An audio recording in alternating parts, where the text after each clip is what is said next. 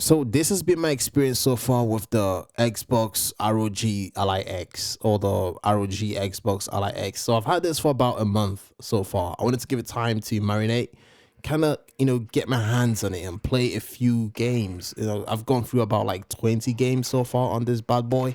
And I feel like finally I can give a take on what I feel like, or what I think about the console itself. Because, playing on a handheld is a totally different feeling than playing on a PlayStation or on your PC. The fact that you can take it anywhere in your house or anywhere outside the house, and you can have just as much of a good time, like you were to play your games indoors. But where the whole journey started was the handheld wasn't actually the experience I was going for. This all started back during my friend's wedding. So he was sending us an invite as I was going to be the best man. So I got a gift in a box with the invitation and etc. And in the box he had these old classic consoles that you can buy for like £30 or £40, and it has like 1,000+ games in it. So I was playing this at a time, as time went on, it didn't quite scratch the itch. I felt like I was looking for more. And then I remembered years ago I was trying to get my hands on the Steam Deck. And as time went on, I started looking into the market. Then I remembered I saw an advertisement, or I saw like a kind of a reveal during one of the game shows of an Xbox handheld, and I was like, you know what, I think I need to give this a go.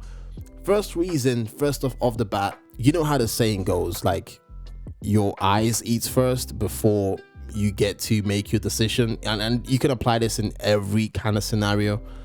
So first off the bat, first thing I would say that kind of struck me about this console was the ergonomics, the way it looked. I could just kind of picture it fitting just right in my hand, because I've got quite big hands, right?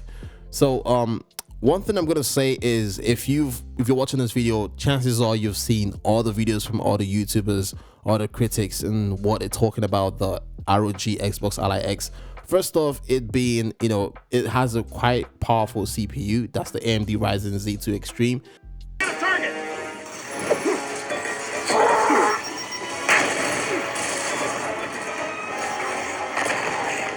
Come on, man.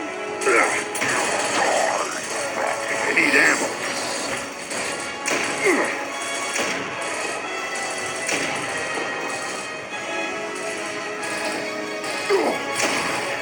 And it's also 24 gigabytes of DDR5 RAM. The downside is it's a 7 full HD touchscreen, and that's what most critics kind of lean on when it comes to the downside of this handheld.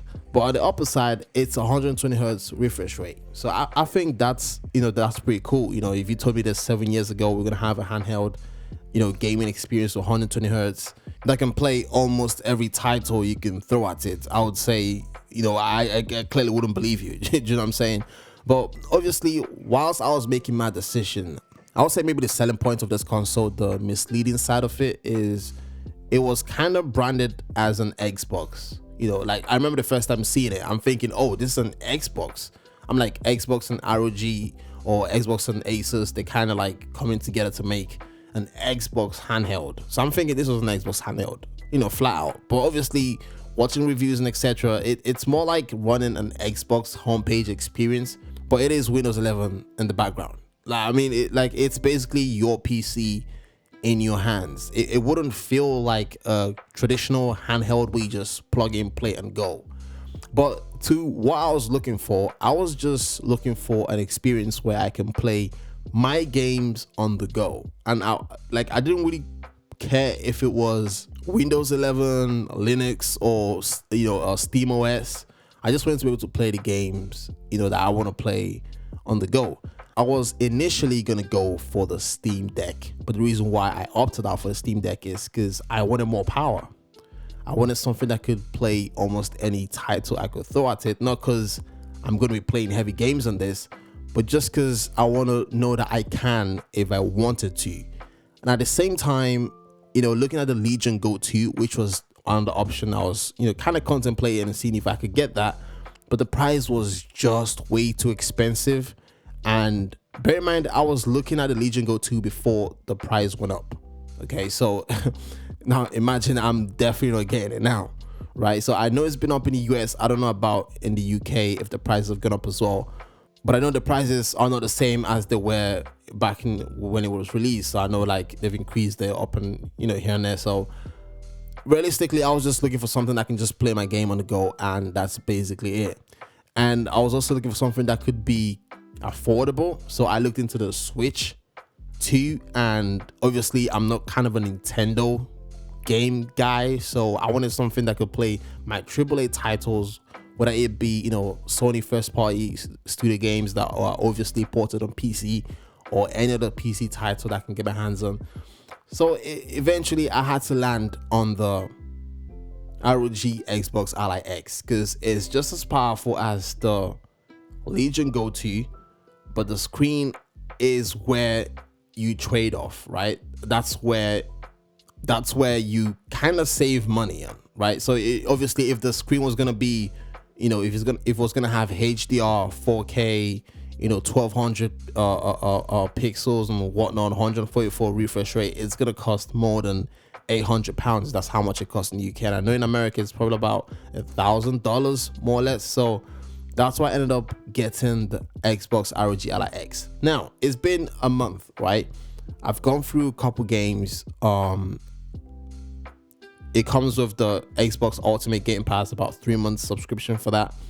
I've been playing Resident Evil 3 Remake, and yes, I know it's the worst out of the remakes, but it's still a blast to play this game in bed, right? Like, I can't explain how it feels to be a late night in your bed under the blankets, getting immersed in Raccoon City. It's just crazy. It's mind-blowing. And you can also play Resident Evil 2. You can play Resident Evil 4, which I'm planning to go through. I've played Resident Evil 2 already. I've played Resident Evil 8, 7, Biohazard, but like I kind of want to go through them again because I feel like playing them on a handheld would give a different experience.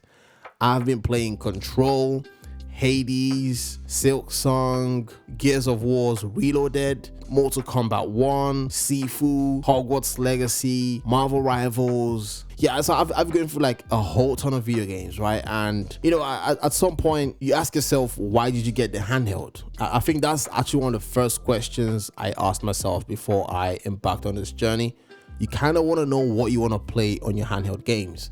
Obviously, this is not my main drive for video games. This is just an external port for my games where I can play my games on the go.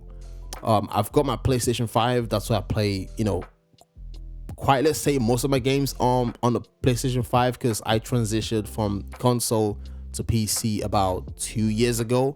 It's not like a super rigged PC. It's like a 4070 Ti. It still gets the job done.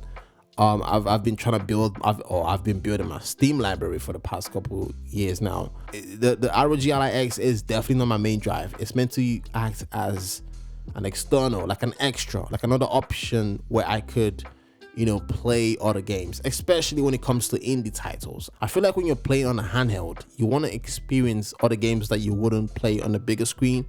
So whether it be indie titles or the games like Sleeping Dogs, GTA 4, perhaps GTA 5, which is kind of older now, and you actually get good performance from these games. Not saying you wouldn't have a good performance in the newer games like Resident Evil 3 Remake. At some point I was hitting about 90 or 115 frames per second. Control was kind of buffering about the 40 to 50 FPS depending on your settings. You can even lower it down to performance mode or performance ultra, and you might even get a good frame rate. But obviously 40-50, I was okay with that. Forza Horizon 5, I'm not even a Forza guy, but I found myself playing Forza on this handheld because it just feels good to drive on it. Like, I don't know, something about handhelds and racing games or any game that has to do with cars, it just feels like it's meant for it. And you can play this game on the locked 60 frames. Obviously, if you put it on turbo mode, you can take this up to 90 frames, perhaps even 100. I think the highest I've seen it was about 90 frames per second. They giving us a big ass dinner. We are going to get dysentery from this shit.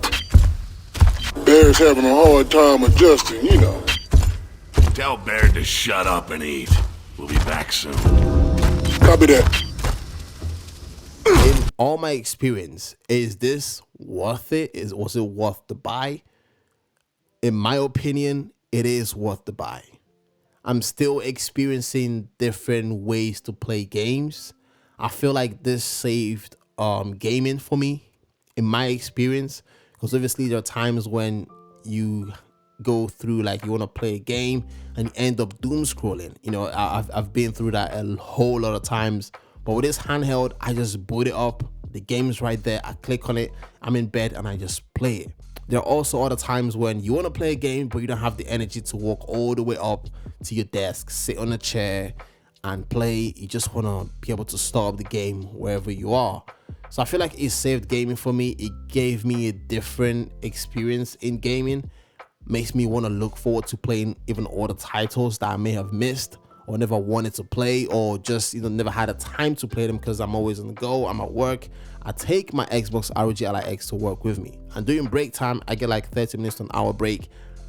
I am just playing on, you know, any game that I can get my hands on. Like, I'm playing Hades. You know, the other time I was smashing out Hades for 20 minutes straight, and it felt like a blast, because it's a totally different experience. You're playing it in a different ambience, and it kind of gives you a different look, you know, or a different perspective.